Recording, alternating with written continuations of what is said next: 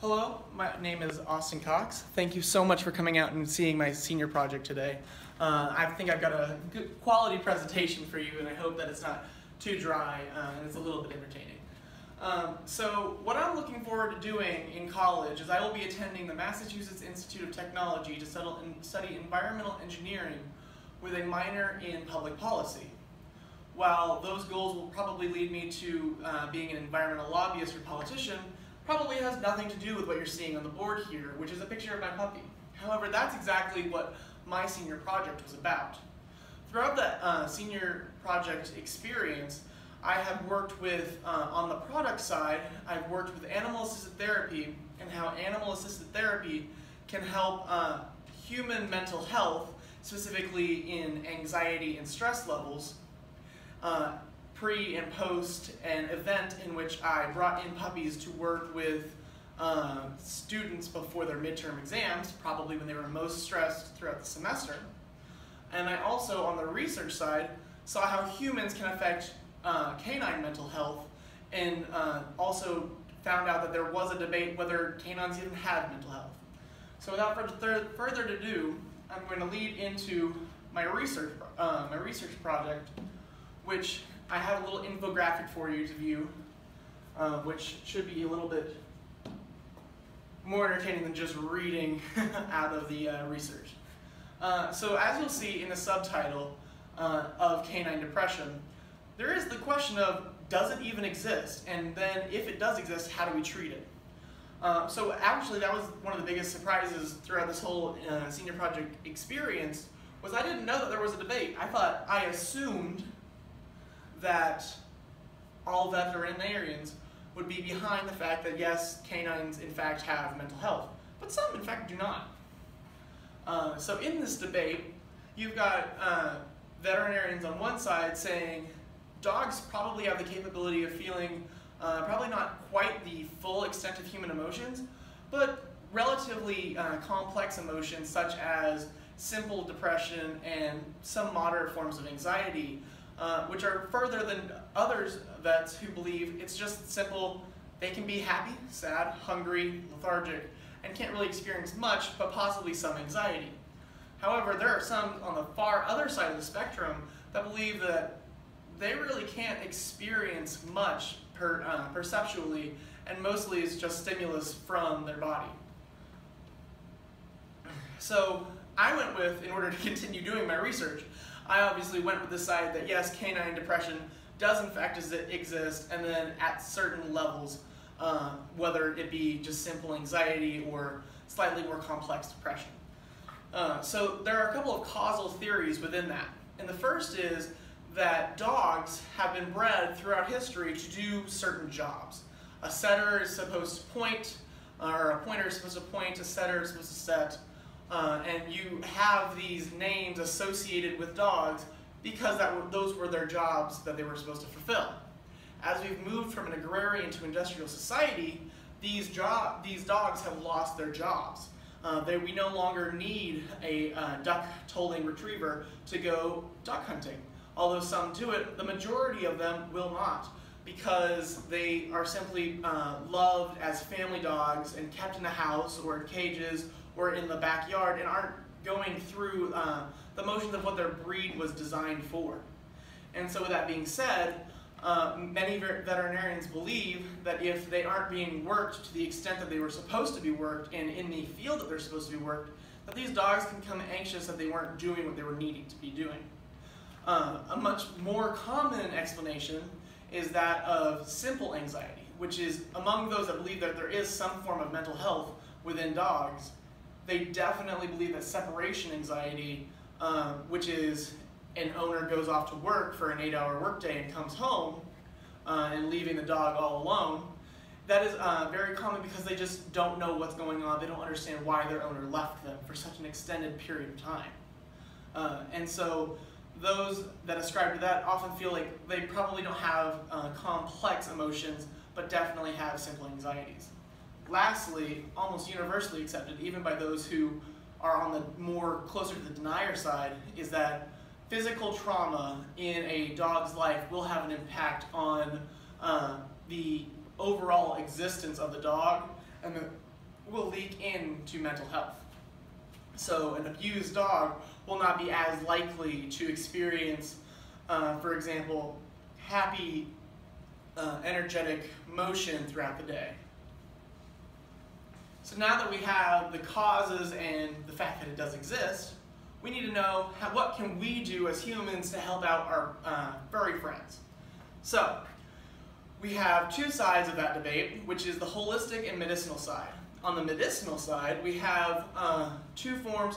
We have general anxiety pills, which are originally coming from humans, but are taken in mild forms to give to canines for basically the same purpose as in humans. Sometimes that may be a relaxer, or in another more specific type that often targets depression and anxiety in humans is selective serotonin reuptake inhibitors, SSRIs. There are mild SSRIs that we do give to dogs, such as Prozac, but in a very small content. And lastly, in order to fight lethargy, which often accompanies depression, doctors may occasionally prescribe a more medicinal diet, a diet that encourages the dog to have a high energy level in general. And on the holistic side, there are those who believe we don't need to be overloading our dogs on drugs since they're so full on inorganic chemicals from just smelling the floor every day and absorbing cleaning supplies that way, but also through their tick and flea prevention drugs. And so those vets recommend instead, if your dog has separation anxiety, just spend some quality time with them. Cuddle with them for an hour, for example, or play with them loosely, however the dog is responsive to you. Or if it's supposed to be a working dog, perhaps try getting them into the field of their work. So if you have small children and you have a herding dog, see if that dog will want to herd your little kid around the room for about 15-20 minutes, so that it gives them somewhat of a sense of purpose. And lastly, one thing that they could do while the owner is gone is actually give stimulation to the dog, such as putting on a TV show from a dog channel, or just a normal TV in general, or even a toy designed to keep the dog entertained throughout the day. So here are some of the sources I used to conduct that research. And if you'll excuse me, I have to go exit out. Eight minutes. And back to the presentation. Okay. So, moving on from there, I would like to talk about my project facilitator, who works with the animal-assisted therapy group that I worked on my product with.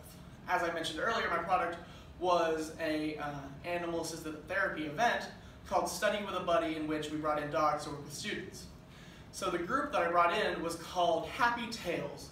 And my project facilitator's name is Kim Fortenberry, who's been a long-standing member of Happy Tails for about the past 5 to 10 years. She has probably 7 dogs, and probably 3 of them are involved with this organization. I chose Kim not only because she's involved with Happy Tails, but also because she's a long-standing family friend that my mom and I have known for many years as they were colleagues, and now I'm just very close to her, like she's my aunt. So what I'm going to show you now is my work blog, which shows you kind of the progression of how I got up to my product, which was the event, and then electronic product, which was a website, to present all the information I learned from the event. So here's a picture with my project facilitator, Ms. Fortenberry, and at the very beginning, when I had to get her approval just to come on board with this experience of SCCP.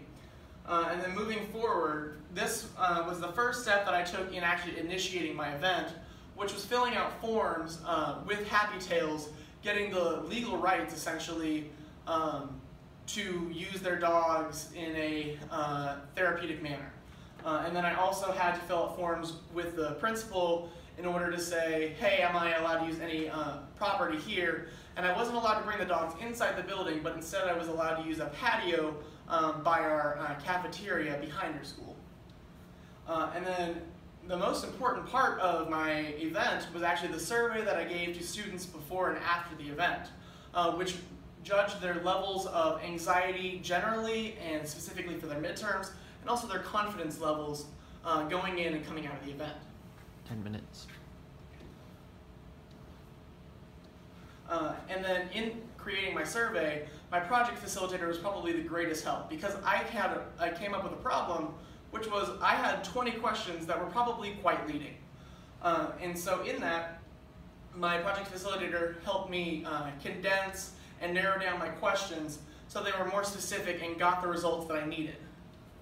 And so that being said, I'm now going to switch over to my website to show you what this event was really about.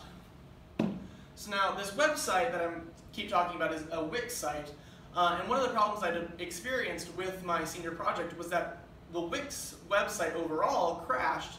So when I was halfway through developing my senior project's electronic portfolio, I had to recreate my project because it had completely been wiped.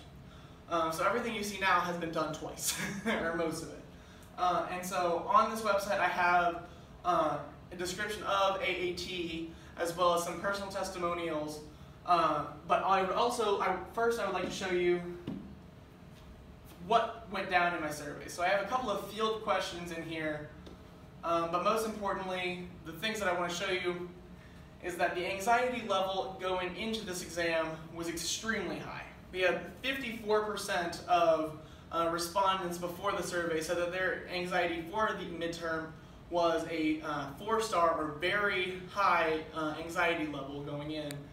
And then generally, most of them rated them as a 5-star general anxiety, which was an extreme level of anxiety. And so these are some of the most stressed out kids in the school because they're AP students. 12 minutes. All right.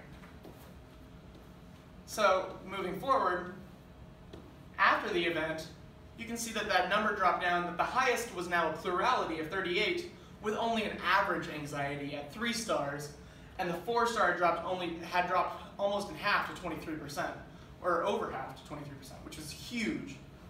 And then if you look, the most important stat that I got throughout my entire senior project was that my event, Study with a Buddy, had a 100% success rate in lowering the anxiety of students who were able to interact with these dogs. I also measured confidence levels, which I didn't really show you statistically because I didn't really expect it to, but before and after it had very little change on confidence, since relatively few people actually studied during the event. Then I would have liked to show a correlation. But overall, the important thing was anxiety goes down when you're spending time with animals.